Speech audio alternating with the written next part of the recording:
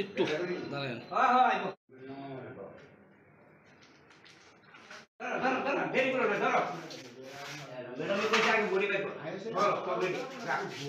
একটা লোক ঝলসাতে পারে না যদি নিচে লোক যেহেতু আছে গিয়ে সে সঙ্গে সঙ্গে বাঁচাতে চেষ্টা করবো অর্ধেক ঝলসে গেছে ঠিক আছে আগুন লাগতেই পারে কিন্তু এরপর পুরো ঝলসায় যাওয়াটা এটা তার হসপিটালে লয়ে গেছে না কারণ চিৎকার আপনার আগুন লাগুন এরকম কিছুই শুনলাম না শুধু শুনলাম মারা গেছে আমি বাইরে গেছিলাম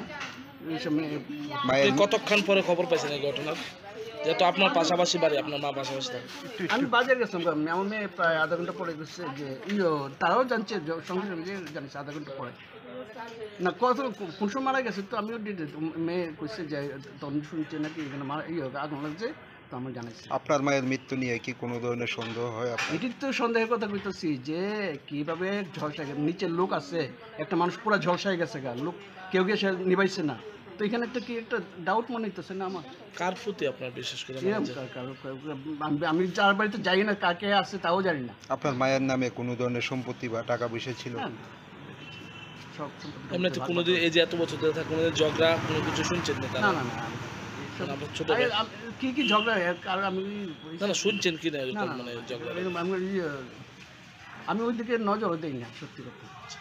যেহেতু আপনি বড় ছেলে সেই বিষয়টা নাকি আপনি আইনের কাছে কোনো কিছু দাবি থাকবে যে আমি যে একটা তদন্ত হোক কি করে সেটা সঠিক তদন্ত দাবি করতে। তদন্ত নামটা কি আপনার? দীপকাচার্য। এই জায়গাটার নাম কি? এই জায়গা কৃষ্ণনগর ব্যানার্জি পাড়া।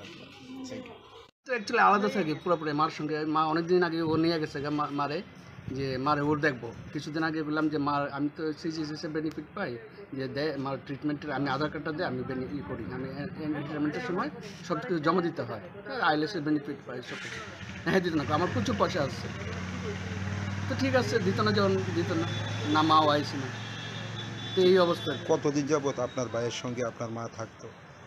2011 থেকে। আজকে কি হয়েছে? তারপর সেপারেশন পুরোপুরি সেপারেশন আমিও যাই না। কি শুনছেন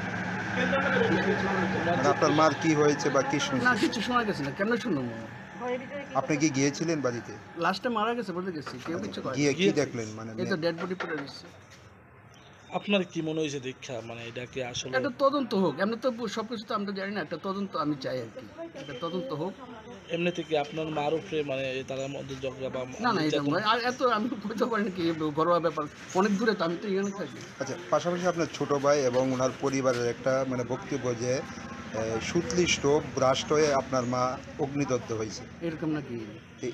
এই বিষয়টা আপনি কিভাবে দেখছেন? আমি তো এটা বুঝতাম না কিছু বুঝতাম আমি তো গিয়েছি জাস্ট যে অবস্থা থেকে আমার শরীর কিরকম কাঁপতেছে। তুমি তোমার অবগতটা কোনা যে তোমার কি মনে হয় যে কোনোদিন সুতলি স্টোভ ব্রাস্ট হয়েছে নাকি? কিন্তু একটা তদন্ত হোক এটাই কইতেছি যে কি করে সে একটা মানুষ মারা গেল এইভাবে। আপনার কি এই বিষয়টা তো সন্দেহ আছে? তোমার সন্দেহ হয় না? সন্দেহ থেকে দেখি রাজনীতি করতেছি যে এটা তদন্ত হোক কারণ নিচে লোকও আসলো তারা কি করে একটা মানুষের বাঁচতে পারে যে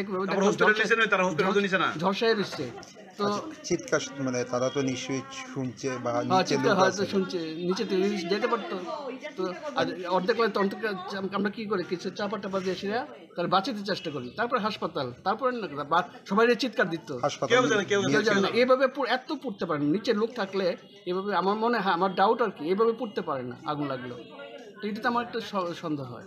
পাশাপাশি তারা একটা বিছনা প্লাস ধূপকাঠি সব বাইরে সুন্দর করে সাজান না এত আমি আমি আমার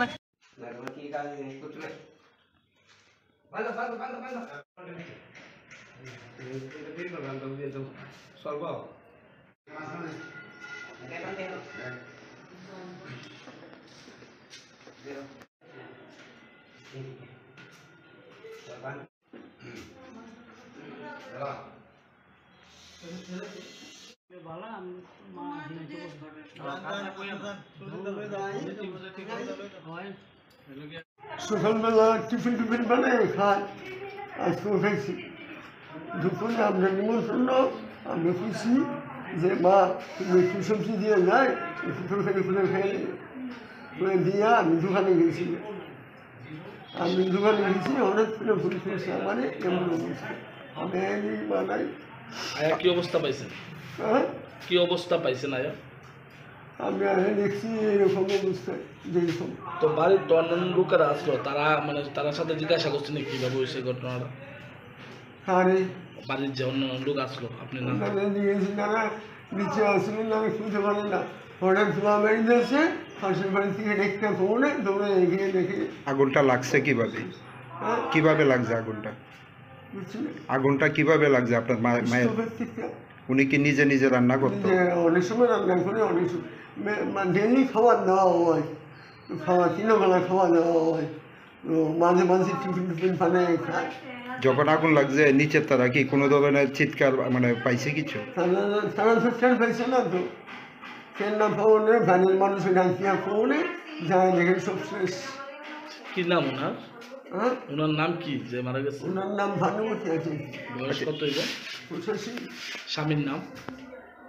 স্বামীর নাম ইন্দ্রেশ্বর আছে। উনি তো মানে সুতলি স্টোভ ব্যবহার করতো, সেই স্টোভ তো মানে বিস্ফোরণের কোনো প্রশ্ন হয় না বা হয় না। না, তা আপনারা কইছেন যে যে এটা বিস্ফোরণ হয়েছে, এটা কিভাবে সম্ভব? স্টোভটা স্টোভটা তো সুতলি, এটা পাম্পের কোনো সিস্টেম নাই, না। তাহলে এটা কিভাবে ফাটছে? কীভাবে পারছি না, আমি তো বাড়িতে আসলাম না, তো তারাও নিচে, তো আমি দোকানে। তো এই যে স্টোভটা ফাটছে, এটার কোনো শব্দ বা কোনো কিছু আপনি তো শুনতে পাচ্ছেন না বাড়ির লোক? আমি তো বাড়িতে আসলাম না, তো না না, আপনার যারা বাড়ির লোক আসলো তারা তারা কোনো শব্দ টব্দ পাইছে না। আপনি কি করেন? হ্যাঁ, কি করেন? আমি দোকানে করি, কোনখানে? সুস্থ করি ঘুরি। এই বাড়িতে থাকতো কে? উনি আর আপনি আপনারাই থাকতেন? উপরে আর কেউ থাকতো না ওনার সাথে? ওনার সাথে আমরাই তো সবসময় থাকি, যাওয়া আসা করি। তাহলে কলিং বেলও আছে, যদি প্রবলেম হয় ফেলছি আমার কাছে মানে 12:20 নাগাদ একটা খবর আইছে, মানে কৃষ্ণনগর বানারজি পাড়া একজন মানে ইয়ের মধ্যে আগুন লাগছে, ঠিক আছে। তো আগুন লাগছে কই সেটা ভাঙতেছে কইছে, আমরা আইসি আইয়া সেটা যেহেতু মানে এই অবস্থা, ওখানে যে পজিশন আছে এই পজিশনে আমরা 12:20 আইসি, ওখানেও আমরা আছি, ওখানে পুলিশ টিম আইসে, মানে পুলিশ টিম 112 ছিল, অনেক পুলিশ টিম আইসে, তারা অনেক মানে বডিটা নিয়ে গেছে। আপনার কি মৃত অবস্থায় পাইছেন? আমরা হ্যাঁ মানে ওখানে যে পজিশন আছে এই পজিশনে গেছি। নাম তার কিছু জানা গেছে? নাম হলো ভানুমতি আচার্য, বয়স কত হইব? বয়সে 85। প্রাথমিকভাবে কি জানতে পারছেন কিভাবে এটা হলো? মানে প্রাথমিকভাবে তো জানতে পেরেছি, তারা বলছে যে মানে স্টোভ ব্লাস্ট করছে, আমরা এসে কোনো মানে ইয়ে পাই না, মানে আগুন টাগুন নেই, মানে আমরা এই পজিশনে গেছি। স্টোভ পাইছেন আপনারা?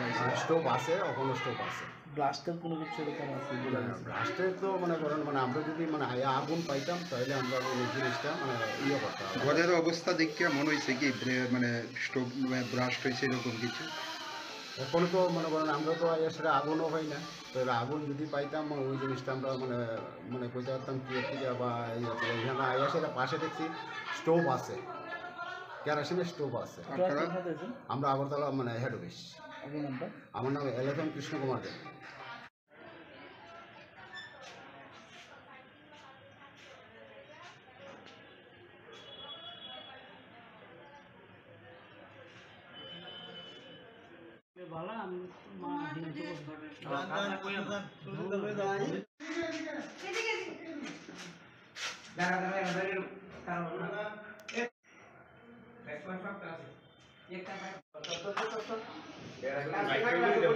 একটু দাঁড়ান।